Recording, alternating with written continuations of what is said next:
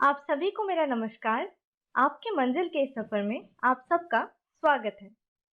मैं हूं पोलुमी बासु और आज से हम लोग हिस्ट्री के चैप्टर वाइज एमसीक्यूज स्टार्ट करने जा रहे हैं। तो आज पहला दिन है, तो पहला चैप्टर से स्टार्ट करेंगे जिसका नाम है bricks, beats and bones, right.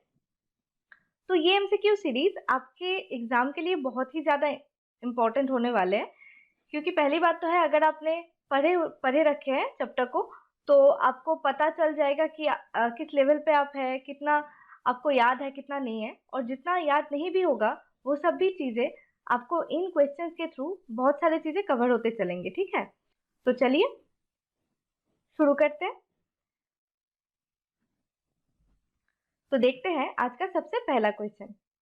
Question number 1, which of these is the feature of Harappan civilisation. देखिए, सबसे पहले आपको क्वेश्चन को और ऑप्शन को बहुत अच्छे से पढ़ना है। जैसे कि यहाँ पे क्या क्या ऑप्शन है, देखिए। ऑप्शन नंबर ए क्या है, urban planning, right, urban planning. दूसरा ऑप्शन क्या आ रहा है, वो है ड्रेनेज सिस्टम, ठीक है। तीसरा क्या है, सिटाडल एंड लोअर टाउन। और चौथा क्या है, ऑल ऑफ दिस, राइट। जब भी आपके ऑप्शन में ऐसे ऑल ऑफ दीज या नन ऑफ दीज ऐसा टाइप का चीजें रहेगा तो आपको पूरा ऑप्शन अच्छे से पढ़ना बहुत जरूरी है, क्योंकि हड़प्पन सिविलाइजेशन सबसे पुराना अर्बन सिविलाइजेशन माना जाता है, ठीक है। तो ये जो फीचर है ये हड़प्पन सिविलाइजेशन के लिए बिल्कुल परफेक्टली मैच होता है। तो दूसरा क्या आ रहा है, ड्रेनेज सिस्टम। अब ये भी एक बहुत ही ज्यादा इंपॉर्टेंट फीचर था हड़प्पन सिविलाइजेशन का, ड्रेनेज सिस्टम। उन लोगों का ड्रेनेज सिस्टम बहुत ही ज्यादा इम्प्रूव्ड था, ठीक है। बहुत ज्यादा क्लीन सिटी हुआ करता था उन लोगों का, क्योंकि उनका ड्रेनेज सिस्टम बहुत अच्छा था, बहुत ही ज्यादा वो लोग बहुत ही ज्यादा अच्छे से इसको प्लान करके रखे थे, ठीक है। तीसरा क्या आ रहा है, सिटाडल एंड लोअर टाउन। ये भी हड़प्पन सिविलाइजेशन का ही एक फीचर था। जैसे कि सिटाडल का मतलब मालूम है आप लोगों को? देखिए, मैं एक बार बता देती हूँ, अदरवाइज आप वीडियो भी देख सकते हैं, सर का वीडियो जो प्लेलिस्ट में जाके आप चेक करेंगे तो चैप्टर का वीडियो आपको मिल जाएगा, राइट, ठीक है। तो यहाँ पे सिटाडल का मतलब होता है हायर टाउन, या फिर हायर टाउन का हायर एरिया, राइट। सिटी का हायर एरिया मतलब क्या होता है, जैसे कि सोच लीजिए एक सिटी है पूरा, इसका आधा हिस्सा का हाइट ज्यादा है और आधा हिस्सा का हाइट कम है, ठीक है। ये जो हाइट ज्यादा वाला हिस्सा होगा इसको बोलेंगे हम लोग सिटाडेल, और जो ये हाइट कम वाला हिस्सा होगा इसको क्या बोलेंगे, लोअर टाउन। ये तो समझ में आ रहा है नाम से। सिटाडेल में जनरली क्या क्या रखा जाता था, जैसे कि सोच लीजिए टेम्पल्स हो गया, या फिर कुछ ऑफिस ऑफिस टाइप का चीजें हो गया, ये सब जनरली सिटाडेल में रहता था, या फिर कुछ हायर स्टैंडर्ड के लोग भी सिटाडेल में ही रहते थे, ठीक है। और और भी एक यूज था सिटाडेल का कि जब भी कोई फ्लड फ्लड आता था, सोच लीजिए नदी में, आपको पता होगा सारे ही सिंधु घाटी सभ्यता के जो टाउन्स है वो जनरली नदी के ही किनारे बना हुआ था। तो इसलिए जब भी नदी में फ्लड आता है तो लोग नीचे से ऊपर शिफ्ट कर जा सकते थे, ताकि वो लोग को दिक्कत ना हो, थोड़ा सा वो लोग को मतलब फ्लड से वो लोग बच सके। इसीलिए ये बहुत ही ज्यादा एक इम्पोर्टेंट एरिया था सिंधु घाटी सभ्यता का, या फिर हड़प्पन सिविलाइजेशन का आप बोल सकते हैं, ठीक है। तो आपका इस क्वेश्चन का करेक्ट आंसर क्या हो जाएगा, ऑल ऑफ दिस, राइट, ठीक है। चलिए, तो अभी हम नेक्स्ट क्वेश्चन में चलते हैं। देखिए, क्वेश्चन नंबर 2 क्या बोल रहा है, the Harappan script was written from. अच्छा, हड़प्पन स्क्रिप्ट कैसे लिखा होता था। पहले हमको ये बताइए कि ये जो हड़प्पन स्क्रिप्ट है, क्या हमने इसको पढ़ पाए हैं, हम लोग अभी भी इसको डिसिफर किए हैं कि नहीं किए हैं। इसको हम लोग पढ़ नहीं पाए हैं, ये डिस्कवर्ड है, हम लोग इसको डिस्कवर कर चुके हैं लेकिन डिसिफर नहीं है। क्यों? क्योंकि हम लोग इसको पढ़ नहीं पाए हैं। तो इसीलिए ये जो हड़प्पन सिविलाइजेशन है इसको हम लोग प्रोटो हिस्ट्री का हिस्सा मानते हैं। किस हिस्ट्री का? प्रोटो हिस्ट्री का, ठीक है। हिस्ट्री जनरली 3 भाग में डिवाइडेड होता है, एक होता है प्री, एक हो गया प्रोटो, तीसरा आ जाएगा आपका हिस्ट्री। लिखित स्रोत के हिसाब से, यानी कि जो भी हम लोग को रिटन सोर्सेस मिले हैं हिस्ट्री के, उस हिसाब से इन तीनों भागों में हिस्ट्री को बांटा गया है, ठीक है। जैसे कि प्री हिस्ट्री के जो एरा है, उस टाइम पीरियड का कोई भी लिखित स्रोत या फिर आप बोल सकते हैं कि रिटन सोर्सेस नहीं मिले हैं। और प्रोटो हिस्ट्री के जो पार्ट है उनका रिटन सोर्सेस मिले तो है लेकिन वो पढ़ा नहीं जा सका। और जो भी पार्ट्स का हम लोग को रिटन सोर्सेज भी मिले हैं और उनको पढ़ा भी जा सका है, उसको हम लोग हिस्ट्री में रखते हैं, राइट। तो इस हिसाब से हड़प्पन सिविलाइजेशन कहाँ आ जाएगा, प्रोटो हिस्ट्री में। और प्री हिस्ट्री में कौन सा आएगा? जो भी स्टोन एजेस आपके होते हैं, old stone age, middle stone age, new stone age, वो सभी आपके प्री हिस्ट्री में आ जाएगा। ठीक है, तो अभी चलिए इस क्वेश्चन को देखते हैं। इसमें बोला है Harappa script was written from bottom to top, top to bottom, right to left, left to right. तो इन चारों में से कौन सा ऑप्शन करेक्ट होगा, आप पहले मुझको कमेंट कीजिए, उसके बाद आप फिर सुनिए। ठीक है, देखिए हड़प्पा स्क्रिप्ट जो लिखा जाता था वो हम लोग ऐसे अभी स्क्रिप्ट कैसे लिखते हैं, इधर से लेके इधर तक लिखते हैं ना, तो यानी कि लेफ्ट से हम लोग राइट की तरफ जा रहे हैं। लेकिन हड़प्पा स्क्रिप्ट ऐसा नहीं था, वो उल्टा था, यानी कि राइट से लेके लेफ्ट की ओर लिखा जाता था। तो इसमें से कौन सा राइट आंसर होगा? Right to left. ओके, चलिए नेक्स्ट क्वेश्चन चलते हैं। क्या, here comes the question number 3, right? Which of these sites of Harappan civilization belong to Haryana? Okay, देखिए ये सब क्वेश्चंस बहुत ज्यादा इंपॉर्टेंट है आपके एग्जाम के लिए, राइट? एमसीक्यू भी आ सकते हैं, आपके मैप पॉइंटिंग भी आ सकता है, इसलिए जो मैप पॉइंटिंग का हिस्ट्री का सीरीज है वो आप देखना मत भूलिए, राइट? वहां पे वो अगर आप वो वीडियो देख चुके हैं तो आपको ये क्वेश्चन का आंसर तो अभी 1 सेकंड में आ जाएगा, और अदरवाइज मैं बोल देती हूँ, आप सुन लीजिए। इनमें से कौन सा साइट ऐसा है जो हरियाणा में बिलोंग करता है, प्रेजेंट डे हरियाणा में बिलोंग करता है, राइट? कालीबंगान, लोथल, बनावली या सोर्तुगाई। ठीक है, कौन सा है बताइए? जी हाँ, बिल्कुल सही आंसर होगा बनावली। ओके, बनावली ऐसा जगह है जो प्रेजेंट डे हरियाणा में बिलोंग करता है। ठीक है, तो और बाकी के भी जो प्लेसेस है, आपको आपका काम है, ये आपका होमवर्क रहेगा, जो बाकी के प्लेसेस है वो कहाँ पे बिलोंग करता है वो आप मुझको कमेंट करके कमेंट बॉक्स में जरूर बताएं। ठीक है, और अगर आपको नहीं आ रहा है तो आप प्लेलिस्ट में जाके जो मैप पॉइंटिंग का, यानी कि हिस्ट्री का जो मैप पॉइंटिंग का जो वीडियो है उसको आप जरूर देखें, उसमें सर आपको बहुत अच्छे से एक्सप्लेन किए हैं, राइट? ठीक है, चलिए नेक्स्ट क्वेश्चन में चलते हैं। Question number 4, from where did Harappans get gold? South India से, सेंट्रल इंडिया से, हिमालयन रीजन से या फिर छोटा नागपुर रीजन से? कौन सा होगा बताइए? इसका जो राइट आंसर होगा वो हो जाएगा आपका साउथ इंडिया। ठीक है, आपको अभी भी पता होगा कि साउथ इंडिया में गोल्ड का माइंस वगैरह हैं, तो तब भी होते थे, तो साउथ इंडिया से वो लोग गोल्ड कैरी करते थे। ठीक है, वो लोग को गोल्ड मिलता था साउथ इंडिया से। ठीक है, चलिए उसके बाद आ जाता है आपका, हाँ दूसरा क्या होगा? Source of copper. Which of this was the source of copper for Harappan? Right, Karnataka, Rajasthan, Andhra Pradesh या फिर गुजरात? बताइए। जी हाँ, बिल्कुल सही, उन लोगों को कॉपर कहाँ से मिलता था? राजस्थान से। Okay, the most important industry of the Harappan at Chanhudaro. Chanhudaro में द मोस्ट इंपॉर्टेंट इंडस्ट्री क्या हुआ करता था हड़प्पन का? उसका आंसर क्या होगा? Bead making, brick making, handlooms या फिर शिप बिल्डिंग? देखिए क्या होगा आंसर, बताइए चारों में से। इसका आंसर हो जाएगा आपका बीड मेकिंग, राइट? जो बीड्स होता है वो सब, ऐसे भी आपको पता होगा कि हड़प्पा में बहुत सारे, हड़प्पन सिविलाइजेशन में कि बहुत सारा बीड्स टाइप के चीजें मिला करता था, उनका जो गहना वहना होता था, बहुत चीजें बनाया करते थे वो लोग। तो वो जो बीड मेकिंग इंडस्ट्री था वो कहाँ ज्यादा इंपॉर्टेंट, बहुत ज्यादा प्रोमिनेंट था, वो था चन्हुदारो में। ठीक है, अच्छा तो नेक्स्ट क्वेश्चन में चलते हैं। देखिए, the director general of ASI often called the father of Indian archaeology was? अच्छा, सबसे पहले ASI का मतलब, इसका फुल फॉर्म हो जाएगा आर्कियोलॉजिकल सर्वे ऑफ इंडिया।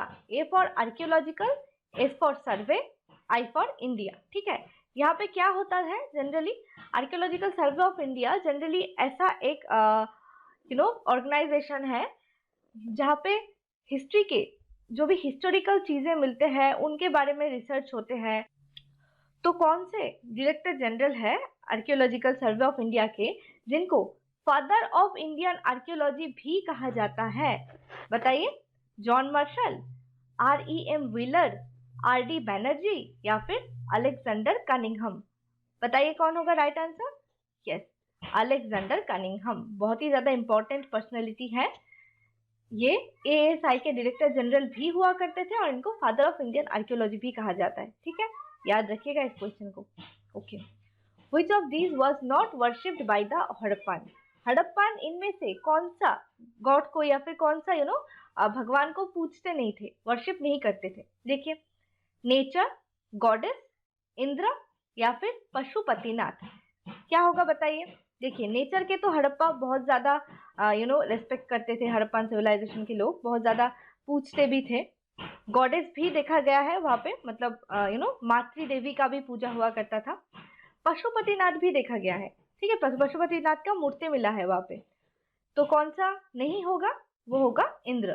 देखिए, विच वाज नॉट बोला है, इस चीज को अच्छे से ध्यान रखिएगा क्वेश्चन पढ़ते हुए कि नॉट ऐसे टाइप के चीजों को और की बहुत ज्यादा अच्छे से ध्यान करिएगा क्वेश्चन पढ़ते हुए। ठीक है, क्योंकि बाकी 3 तो होंगे तो एक ही है जो नहीं होंगे, तो इसका आंसर हो जाएगा इंद्र। ठीक है, आ जाइए नेक्स्ट क्वेश्चन पे। Which of these is the other name of Harappan civilisation? देखिए, Aryan civilisation, Indus valley civilisation, Vedic civilisation या फिर अर्ली सिविलाइजेशन, इनमें से कौन सा अदर नेम है हड़प्पन सिविलाइजेशन के? अब ऑप्शंस पे आ जाते हैं। Only 1 and 2 are true. देखिए, 1 क्या है? Aryan civilisation, Aryan civilisation. दूसरा क्या है? Indus valley civilisation. अब बताइए मुझको, आर्यन सिविलाइजेशन और हड़प्पन सिविलाइजेशन सेम होगा? नहीं होगा। आर्यन हड़प्पन के बाद आए थे, यानी कि वैदिक सिविलाइजेशन होगा। तो ये ऑप्शन तो हो गया आपका गलत। ठीक है, दूसरा आ गया इंडस वैली सिविलाइजेशन को। जी हाँ, आपको पता ही होगा हड़प्पन सिविलाइजेशन को इंडस वैली सिविलाइजेशन भी कहा जाता है, क्योंकि ये इंडस नदी और उसके जो ट्रिब्यूटरी है उनके किनारे ही बसा हुआ था ज्यादातर। ठीक है, उसके बाद आता है वैदिक सिविलाइजेशन। ये होगा? बताइए आप, आपको थोड़ा देर पहले ही मैं बताई कि आर्यन ही वैदिक सिविलाइजेशन में आर्यन के साथ वैदिक सिविलाइजेशन का कनेक्शन था, लेकिन हड़प्पन का नहीं था। यानी कि वैदिक भी हड़प्पन सिविलाइजेशन का दूसरा नाम नहीं हो सकता। चौथा क्या आ जा रहा है? Early civilisation. हाँ, अभी ये तो होना ही चाहिए, क्योंकि अर्ली मतलब क्या है? बहुत पुराना है, और ये तो आपको पता ही है one of the most early और अर्बन सिविलाइजेशन था ये। ठीक है, तो अर्ली सिविलाइजेशन भी इसका दूसरा नाम हो जाएगा। तो यानी कौन सा ऑप्शन हो गया? नंबर 2 और नंबर 4। तो यहाँ पे आप देखिए नंबर 2 का है ओनली 2 and 4, राइट? तो ऑप्शन नंबर सी हो गया आपका सही आंसर, राइट। तो अभी हम नेक्स्ट क्वेश्चन में आ जाते हैं, जो कि है क्वेश्चन नंबर 10। ठीक है, इसमें क्या बोला है देखिए, कॉन्सिडर द फॉलोइंग स्टेटमेंट। आपको ये सभी स्टेटमेंट पढ़ना है पहले, उसके बाद आपको जाके ये क्वेश्चन का आंसर करना है। ठीक है, तो क्वेश्चन क्या बोला है देखिए, विच of the above is correct statement. आपको देखना है इनमें से कौन सा करेक्ट है। ओके, ये देखिएगा अच्छे से, किसी में करेक्ट होगा, किसी में इनकरेक्ट लिखा होगा। ठीक है, तो करेक्ट यहाँ पे बोला है, तो हम लोग देख लेते हैं पहले स्टेटमेंट। पहला बोला है, after independence most of the Harappan civilisation centres went over to the Pakistan. ठीक है, तो आपको पढ़ के ही समझ में आ रहा है कि कुछ मतलब जो बहुत सारा है कि हड़प्पन सिविलाइजेशन का सेंटर्स है वो पाकिस्तान में चला गया है आफ्टर इंडिपेंडेंस, क्योंकि बंटवारा हो गया था देश का। तो हाँ, ये तो सही है, हड़प्पा, मोहनजोदारो ये सब पाकिस्तान में ही तो है, और भी कुछ जगह है जो आपको मतलब मैप में समझ में आ जाएंगे। ठीक है, तो ये हो गया अपना सही, राइट। उसके बाद आता है the Harappan script has been deciphered. तो बताइए क्या ये सही है? थोड़ा देर पहले ही मैं आपको वीडियो में बताई थी कि हड़प्पन सिविलाइजेशन के जो स्क्रिप्ट है वो अभी तक हम लोग पढ़ नहीं पाए हैं। डिस्कवर तो हुआ है लेकिन पढ़ नहीं पाए हैं, तो उसी का मतलब होता है हैज बीन डिस्कवर्ड का मतलब होता है डिस्कवर, आई मीन कि पढ़ लिया गया है। ठीक है, तो हम पढ़ नहीं पाए हैं, तो ये हो जाएगा आपका गलत। ठीक है, तो उसके बाद आता है rulers had an important role in Harappan civilisation. राजाओं का एक रोल हुआ करता था, वहां पे राजा हुआ करते थे। ठीक है, हाँ, तो ये भी सही है, आपको मिल जाएगा बहुत जगह में। इनफैक्ट जो मोहनजोदारो का फिल्म निकला था उसमें भी आपको दिखाया गया था राजा। ठीक है, उसके बाद आ जाते हैं dead were buried in Harappa. Okay, तो ये सही है कि नहीं है आपको कैसे पता चलेगा? ये पता चलेगा कब्रस्तान से। जो आपको पता होगा कि नहीं, मतलब बहुत सारा कब्रस्तान हड़प्पा में हमको मिल चुका है। तो देखिए, जैसे कोई अगर इंसान का डेथ हो जाता है तो उसके बाद या तो उनको जला दिया जाता है या फिर उनको बरी कर दिया जाता है। ठीक है, तो हड़प्पा में क्या होता था, जनरली लोगों को बरी कर दिया जाता था। तो इसका एविडेंस हमको कैसे मिला है, यहाँ पे बहुत सारे कब्रिस्तान मिले हैं, जैसे उनमें से एक प्रोमिनेंट आपको मिल जाएगा, क्या है, RH37, ठीक है। RH37 एक कब्रिस्तान का नाम है जो कि हड़प्पा में हम लोग को मिला है कि, तो वो ये क्या किस चीज का एविडेंस है कि हड़प्पा के लोगों को बरी किया जाता था आफ्टर उनके डेथ के बाद, ठीक है। तो ये भी हो गया आपका राइट आंसर। तो आपका यहाँ में से कौन सा करेक्ट होगा, देखिए नंबर 1 राइट है, नंबर 2 गलत, नंबर 3 हो जाएगा आपका सही, नंबर 4 भी सही। तो मतलब 1 3 एंड 4 यहाँ कहाँ है, 1 3 एंड 4, देखिए 1 3 एंड 4, यानी कि ऑप्शन हो जाएगा आपका बी, ठीक है। चलिए नेक्स्ट क्वेश्चन में चलते हैं। Okay, number 11, for what purposes was the great bath used by the Harappan. सबसे पहले तो आप ये मुझको कमेंट करके बताइए कि ग्रेट बाथ कहाँ मिला था, ठीक है। ये मैं आपको नहीं बताऊंगी आंसर, आप कमेंट करेंगे, उसके बाद ही मैं आपके कमेंट का रिप्लाई करूंगी, ठीक है। आप अगर पढ़े हुए होंगे तो आपको पता ही होगा बेसिकली, ठीक है। तो ये ग्रेट बाथ का यूज किस चीज के लिए किया जाता था हड़प्पा में, या फिर इंडस वैली सिविलाइजेशन में। देखिए क्या ऑप्शन है, एक है कम्युनिटी बथिंग, दूसरा आ गया क्या, swimming exercise and water sports, कोई स्पोर्ट्स या जो पानी में जो सब गेम्स वगैरह स्पोर्ट्स वगैरह खेले जाते हैं उसके लिए, या फिर स्पेशल रिचुअल बर्थ, और फोर्थ क्या आ जाता है, storage of water to be used during drought और इमरजेंसी। ड्रॉट मतलब जो जब सूखा पड़ जाता है ना, जो बहुत ज्यादा बारिश नहीं होता है, तो उस टाइम पे या फिर इमरजेंसी के टाइम पे यूज के लिए क्या पानी उसमें जमा किया जाता था। तो कौन सा होगा आंसर, आंसर होगा सी, राइट। स्पेशल रिचुअल बर्थ के लिए ये यूज किया जाता है। बहुत ज्यादा कुछ होता है ना रिचुअल वगैरह, तो उन सब के लिए तब जब कुछ स्पेशल रिचुअल होता था उस टाइम पे लोग उसमें जाके नहाते थे, तो शुद्धिकरण करते, जैसे हम लोग गंगा में नहाते हैं या फिर बोलते हैं गंगा में नहाने से शुद्ध हो जाएंगे, तो वैसे ही कुछ उन लोग का रिचुअल हुआ करता होगा, राइट। बट आंसर होगा आपका special ritual birth. Okay, coming to the next question, the roads and streets were laid out along an approximate pattern। अच्छा, अप्रोक्सीमेट डैश पैटर्न है, ठीक है। तो क्वेश्चन आपका डैश में दिया गया है कि कौन सा पैटर्न में रोड्स और स्ट्रीट को, मतलब वहां पे रखा गया था, हड़प्पा में डिजाइन किया गया था, कौन सा पैटर्न में रोड्स को और स्ट्रीट्स को। देखिए मतलब रोड्स के साथ स्ट्रीट कौन सा पैटर्न में डिजाइंड थे, राइट। पहला है ग्रिड, फिर आ जाता है ट्रायंगुलर, फिर स्क्वायर, फिर आ गया परपेंडिकुलर। क्या होगा इसमें, आंसर हो जाएगा आपका ग्रिड। ग्रिड का मतलब पता है ना आप लोगों को, कैसा रहता था हड़प्पा में, जो रोड्स और स्ट्रीट्स वो सब होता था, यस, 90 डिग्री के एंगल बना के रखा जाता था। रास्ता के साथ जो ड्रेन्स है उन लोगों का मतलब लोगों का नहीं, सॉरी, मतलब रास्ता के साथ जो ड्रेन्स है उन सब का 90 डिग्री के एंगल बना के बनाया जाता था, डिजाइन किया गया था, ठीक है। बहुत ज्यादा अच्छा सिस्टम था बेसिकली वहां का। तो ये हो जाएगा आपका आंसर, क्या होगा, ग्रिड। इसका मतलब ही होता है 90 डिग्री परपेंडिकुलर पैटर्न में, ठीक है, उसी को बोलते हैं हम लोग ग्रिड पैटर्न, राइट। तो नेक्स्ट क्वेश्चन क्या बोल रहा है कि exchanges were regulated by a precious system of weight usually made of stone called. तो क्या बोल रहे हैं, इसका मतलब क्या बोल रहे हैं, एक्सचेंजेस वेर रेगुलेटेड, जो एक्सचेंज होता था उस टाइम पे वो कैसे रेगुलेट किया जाता था, by a precise system of weight. एक कुछ वेट होता था प्रिसाइज सिस्टम का, प्रिसाइज मतलब बहुत ही ज्यादा बहुत ज्यादा छोटा छोटा वेट, यानी कैलकुलेशंस के लिए भी यूज किया जाता था इन सब वेट्स को, यूजुअली मेड ऑफ स्टोन। ये सब वेट्स किस स्टोन के बने होते थे, किस स्टोन के बने होते थे वो आपको बताना पड़ेगा, ठीक है। तो आंसर कीजिए, नंबर ए क्या है, स्तूपा, नंबर बी चार्ट, उसके बाद क्या आता है स्नॉट, फिर आ गया सील। कौन सा होगा ऑप्शन बताइए। जी हाँ, नंबर बी ऑप्शन, ठीक है। तो क्या हो जाएगा, चर्ट के बना हुआ होता था ये सारे वेट्स। ओके, नेक्स्ट क्वेश्चन में क्या बोल रहा है कि आपका scholars have estimated that total number of wells in Mohenjo-daro was about। Scholars ने क्या एस्टिमेट किया है कि मोहनजोदारो में कितने सारे वेल्स मिले हैं, 400, 500, 600 या फिर 700। क्या होगा बताइए। इसका आंसर हो जाएगा आपका ऑप्शन डी, यानी कि 700 वेल्स मिले हैं अकॉर्डिंग टू स्कॉलर्स। हिस्टोरियंस जो है वो लोग डिस्कवर किए हैं ऑलमोस्ट 700 वेल्स, ठीक है, मोहनजोदारो में। ओके, तो नेक्स्ट क्वेश्चन देख लीजिए। इन 1875 a report on Harappan seal was published. 1875 में हड़प्पन जो सील होता है, सील का मतलब पता है आपको? देखिए, अभी भी बहुत सारी चीजों में देखने को मिलेगा आपको, कुछ खाम वाम में देखिएगा ऐसे टाइप के खाम का जो मतलब हिस्सा तो मुड़ा हुआ होता है ना, यहाँ पे कुछ कुछ सील वगैरह लगाया हुआ होता है।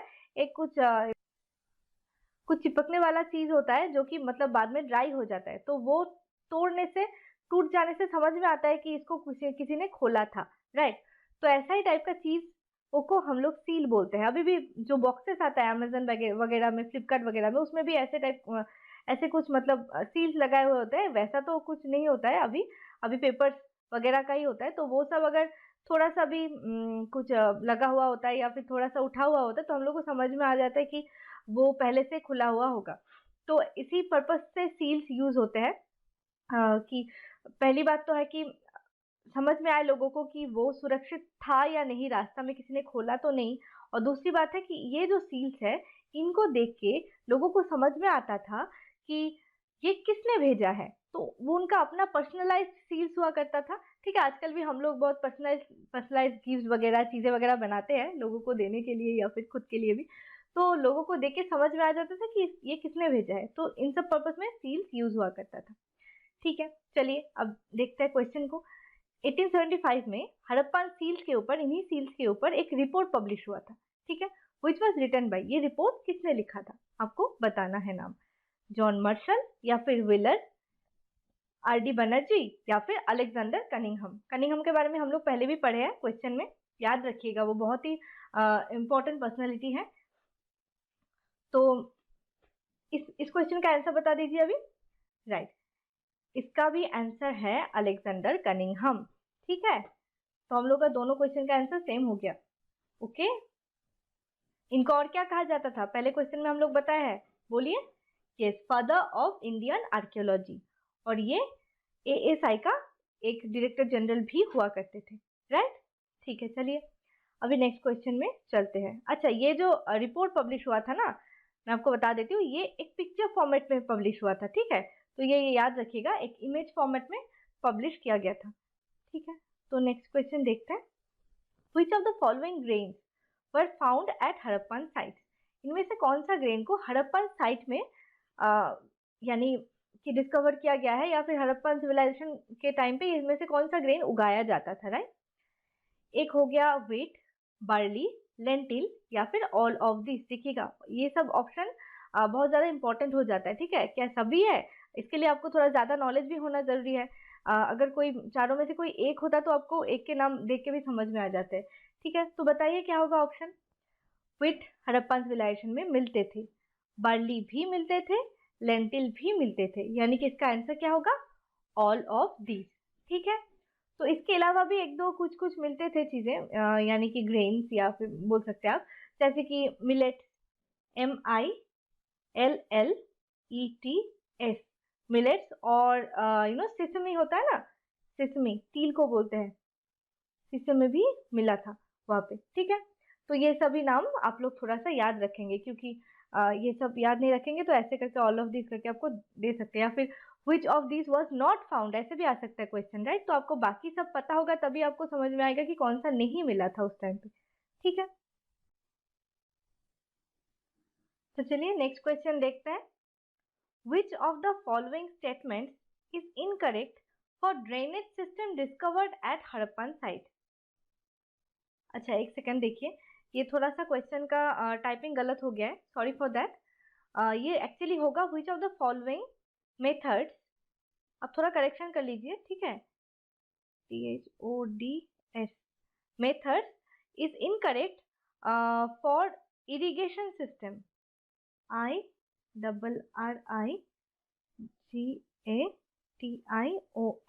Okay, irrigation system discovered at Harappan site. Okay, ऐसा कर लीजिए।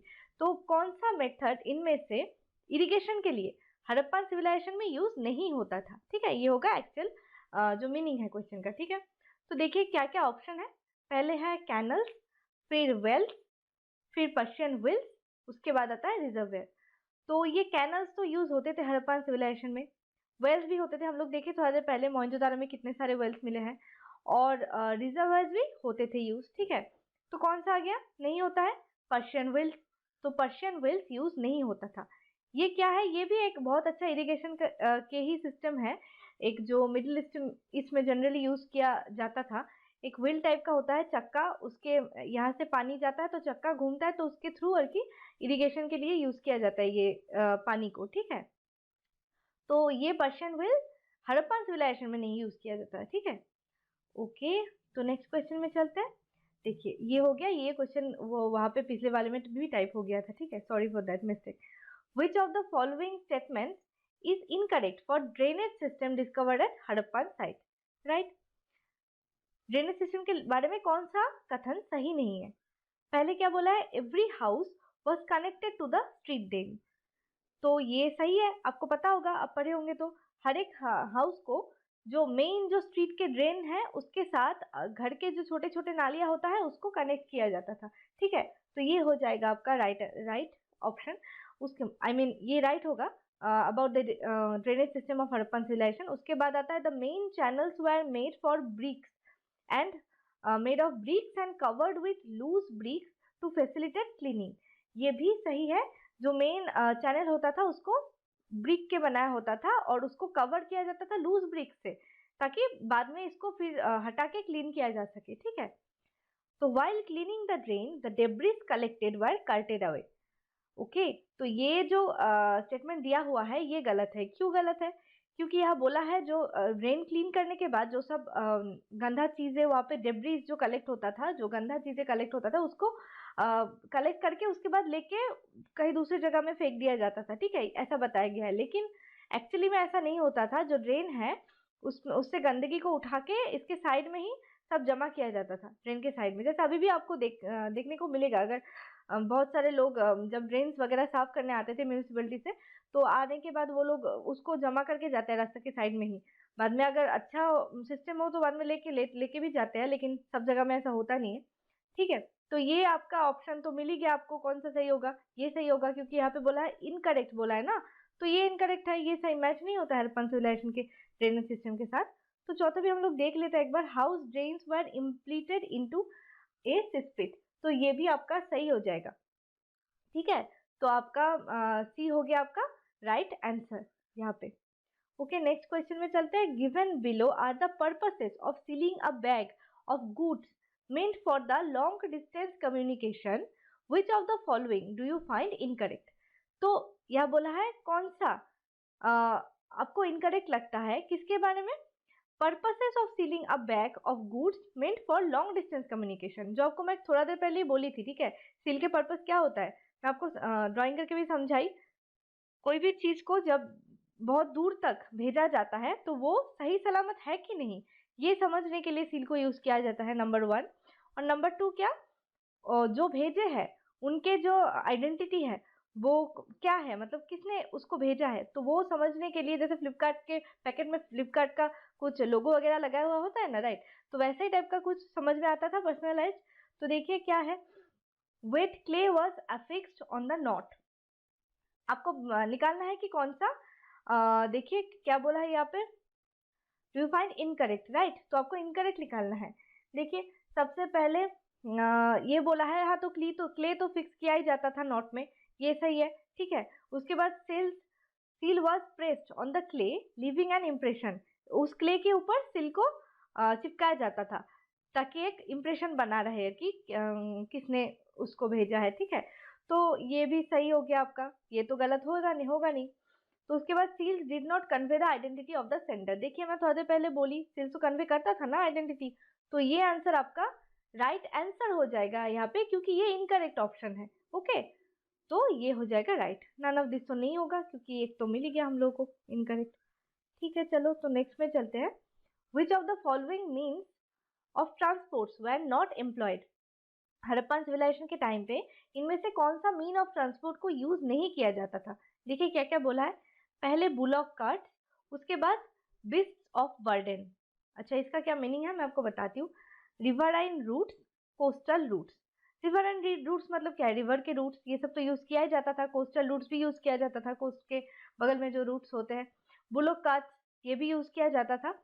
तो ये जो है बिस्ट्स ऑफ बर्डन, मेनली जैसे सोच लीजिए बहुत सारे जानवर को यूज करके यू नो जो सामान वगैरह कैरी किया जाता है उसको बोलता है बीस्ट ऑफ बर्डन। तो जैसे ऊँट के पीठ में जो डेजर्ट है वहाँ पे लिया जाता है, या फिर बहुत सारे और भी घोड़ा वोड़ा बहुत सारे जानवर को यूज करके उनके पीठों में सामान वगैरह पैक करके लिया जाता है, तो वो यहाँ पे नहीं होता था। ठीक है, उसका कोई एविडेंस नहीं मिला है, यानी कि ये आपका सही आंसर हो जाएगा, क्योंकि यहाँ बोला है which of the following means of transport were not employed. ठीक है, ये आपको देखना है, नॉट बोला है, तो ये हो जाएगा आपका सही आंसर ऑप्शन नंबर बी। ठीक है, तो उसके बाद आता है आपका question number 21। The Indian who was involve in the excavations of Harappa and Mohenjodaro was, कौन सा इंडियन इनमें से कौन से थे जो हड़प्पा और मोहनजोदारो के एक्सकेवेशन के लिए इन्वॉल्व थे, उस काम में इन्वॉल्व थे? आर डी राठौड़, के मेनन, आर डी बनर्जी या फिर आर डी शर्मा? बताइए कौन होगा। यस, इसका सही आंसर होगा सी, आर डी बनर्जी। ठीक है, तो नेक्स्ट क्वेश्चन में चलते हैं। कालीबंगान इज लोकेटेड एट, मैं आपको बोली थी पहले ही, शायद उस क्वेश्चन में ऑप्शन था ना, मैं आपको बोली थी कुछ आंसर करने के लिए कि कौन से जगह में कौन सा है। तो बताइए कालीबंगान कहाँ होगा। ये भी आपका मैप का क्वेश्चन आ गया, ये हो जाएगा आपका राइट आंसर राजस्थान। ठीक है, हमारा जो इंडिया का प्रेजेंट डे राजस्थान है उसमें कालीबंगान प्रेजेंट था उस टाइम पे। ठीक है, ओके, तो नेक्स्ट क्वेश्चन क्या बोल रहा है कि which of the biggest Harappan civilisation, which is the biggest Harappan civilisation site. ठीक है, इनमें से कौन सा है जो सबसे बड़ा हड़प्पन सिविलाइजेशन का साइट है? तो आपका राइट आंसर क्या होगा बताइए। रोपर, लोथल, कालीबंगान या फिर राखीगढ़ी? यस, आंसर हो जाएगा राखीगढ़ी। ठीक है, राखीगढ़ी बहुत दिन नहीं हुआ है राखीगढ़ी को डिस्कवर किए हुए, तो ये राखीगढ़ी इंडिया में प्रेजेंट है। ये कहाँ है एग्जैक्टली, कौन सा स्टेट में है आप मुझको बताइएगा। ठीक है, ये मुझको आंसर जरूर चाहिए कमेंट बॉक्स में। ठीक है, आप बताइएगा कि ये कौन सा स्टेट में प्रेजेंट है इंडिया में। ओके, तो नेक्स्ट क्वेश्चन क्या बोल रहा है। In Sindhi language the word Mohenjodaro means, ये मोहनजोदारो जो वर्ड है इसका मीनिंग क्या है सिंधी लैंग्वेज में? ठीक है, the land of the living, mound of the dead, god's own land, the people of the Sindh? कौन सा हो जाएगा बोलिए। इसका राइट आंसर होगा माउंट ऑफ द डेड। ठीक है, ये जो एक्चुअली वहाँ के लोकल लोगों के द्वारा ये नाम मोहनजोदारो को दिया गया है, क्योंकि वहाँ पे उन लोगों को बहुत सारे डेड पर्सन्स के हड्डियाँ वगैरह ये सब चीज़ें मिलते रहते थे कभी कभी, तो इसलिए वो लोग इस जगह के नाम दे दिए हैं माउंट ऑफ द डेड। ठीक है, एक्चुअली में क्या था कि इस जगह का नाम जो एक्चुअल प्रोनाउंसिएशन था सिंधी लोगों के द्वारा वो था मुएन जो दारो, यानी कि MUEN, मुएन जो दारो, दारो। ठीक है, ये जो मुएन है इसका मतलब होता है डेड पीपल, डेड पीपल। ठीक है, और जो दारो मतलब प्लेस, जो लोकेशन होता है, तो इसका मतलब जो वही जगह वही लोकेशन जहाँ पे डेड पीपल मिलते हैं। तो यही हो गया मोहनजोदारो। ये मोहनजोदारो से थोड़ा सा ट्रांसफॉर्म्स होते होते मोहनजोदारो हो गया है। ठीक है, ट्रांसफॉर्मेशन होते होते, तो इसीलिए इसका आंसर हो जाएगा mount of the dead. Okay, तो आज का लास्ट क्वेश्चन आ गया, देखिए क्या बोल रहा है। Which of the following is the Manchester of Harappan civilisation for its cotton trade? Manchester of Harappan civilisation किसको बोला जाता है कॉटन ट्रेड के लिए? क्या है ऑप्शन, लोथल, रोपर, बनावली या धोलावीरा? कौन सा जगह को बोला जाता है बताइए। हाँ, लोथल हो जाएगा आपका राइट आंसर। लोथल को मैनचेस्टर ऑफ हड़प्पन सिविलाइजेशन बोला जाता है, किस चीज के ट्रेड के लिए? कॉटन के ट्रेड के लिए। ठीक है, आपको और एक मैं होमवर्क दूंगी, क्या होगा आप लोग बताइएगा। काली बंगान, काली बंगान, ये भी एक हड़प्पन सिविलाइजेशन का एक साइट का नाम है, तो आप लोग बताइएगा कालीबंगान इस नाम का मतलब क्या है। ठीक है, जैसे आप लोग बोले हैं मोहनजोदारो का मतलब क्या है यहाँ पे आंसर किया है, वैसे ही इसका आंसर कीजिएगा। ये होमवर्क रह गया कि आप लोग कमेंट में बताइएगा कि कालीबंगान का मतलब क्या है। अगर आपको पता है तो बहुत अच्छी बात है, अगर पता नहीं है तो आप जो मैप पॉइंटिंग का वीडियो है सर का, आप लोग जाइए प्लेलिस्ट में जाके हिस्ट्री का मैप पॉइंटिंग का वीडियो सर्च कीजिए, तो वहाँ पे आपको एक वीडियो मिल जाएगा, उसमें भी सर ने बताया है कालीबंगन का मतलब क्या है। ठीक है, तो आप उसको देख के या फिर अगर आपको पता है तो जल्दी से कमेंट में टाइप कर दीजिए। ठीक है, तो आज का 25 क्वेश्चंस का एंड होता है यहाँ पे। आप लोग पढ़ाई करते रहिए अच्छे से।